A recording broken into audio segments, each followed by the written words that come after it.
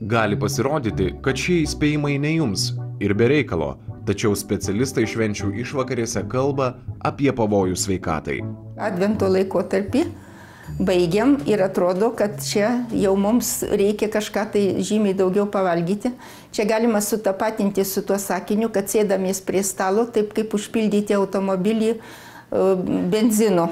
Tai taip norisi ir mums, kad pasmaguriauti, kuo daugiau prisivalgyti, atrodo, kad visiems metams mes būsim sotus, bet mes nepagalvojam, kokiosgi pasiekmės. Statistika rodo, kad dėl apsinuodijimų maistu ar alkoholiu greitoji per šventes kviečiama 2-3 kartus dažniau.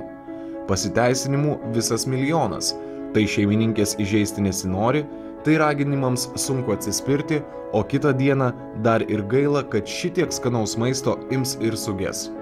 Nuo taupumo ir mandagumo žingsnis iki apsinuodijimo. Ypač pavojinga apsinuodyti grybais. Jų ant švenčių stalo tradiciškai daug, visokių ir visaip. O jei drauge dar ir daug alkoholio, toks derinys tikras smūgis organizmui. Išsiskyrę grybų nuodai turi didesnį poveikį. Toksinai sukelia skrandžio gleivinės, žarnyno uždegimą, patenka į kraują, organizmo veiklą gali tiesiog paralyžiuoti. Kaip gelbėtis ir nesusigadinti šventės? Daug skysčių ir vadinamieji angliukai, tai yra aktyvuotoji anglis. Šį receptą žinome nuo seno, bet kartais šio enterosorbento tablečių išgeri ko nesauja, o savijautą taisytis neskuba.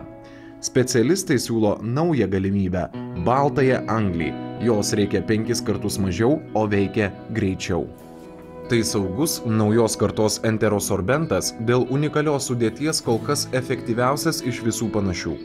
Šis maisto papildas sukurtas silicio dioksido ir mikrokristalinės celiuliozės pagrindų, netoksiškas, nesukelia alergijos ir vidurių užkietėjimo, saugu vartoti ilgesnį laiką. Baltosios anglies efektyvumas stulbinamas, mikrobų jį gali sugerti iki 100 milijardų viename grame, baltymų toksinų 10 kartų daugiau negu kiti anglies sorbentai. O štai organizmui naudingų maistinių medžiagų, vitaminų, mineralų, baltoji anglis neabsorbuoja.